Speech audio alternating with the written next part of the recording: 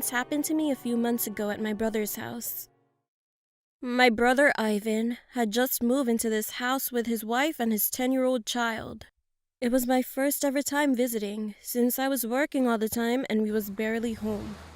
Anyway, I arrived at my brother's house and got out of my car. As soon as I pulled into the driveway of the place, I started getting an uneasy feeling. The house was a blue 3-story house that was surrounded by 2 other houses, and while I grabbed my purse, I glanced up at the window. I froze. Because staring back at me from the 2nd floor window was this older man wearing a flannel. His hair was long and was messy, but he was gone within seconds. I brushed this off, figuring maybe Ivan and our other brother Ian was screwing with me. But both Ivan and Ian came out to 1st floor and gave me a hug. I was a bit freaked out over this, but I sucked it up and walked inside with them.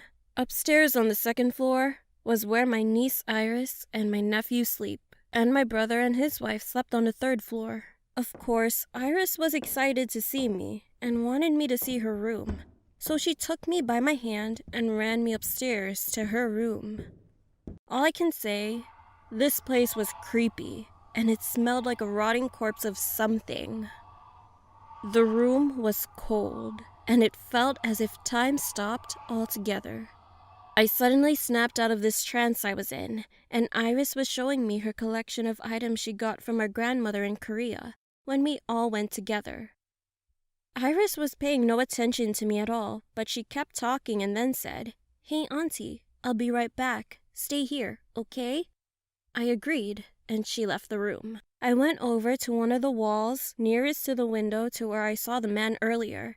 On the wall, I noticed something was there. I took a few steps closer, and I saw the name Max carved into the wall. It, strangely enough, was also in what looked like blood or something.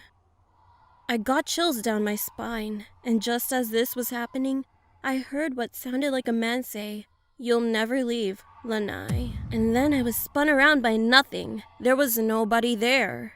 I was alone, and something had what felt like a hand around my neck, choking me. The smell got even worse. It got colder, and suddenly I could no longer breathe. After about another 5 seconds of being choked, I was thrown up against the wall and slammed to the floor. I was crying, and I jumped up, really not giving a shit about what attacked me, but I practically mowed Iris over as I sprinted down the stairs, ran past my very confused brothers. I was shouting as I dashed for my keys and pretty much dived myself into my car. I started it up and looked one more time at the window, and a pair of yellow eyes with the most fucked up Joker-looking smile stared at me. I threw my '67 Chevy into reverse and never looked back. Now, after a few months, I live by myself in a house in Dayton. I think he followed me, because now I see, hear, and sense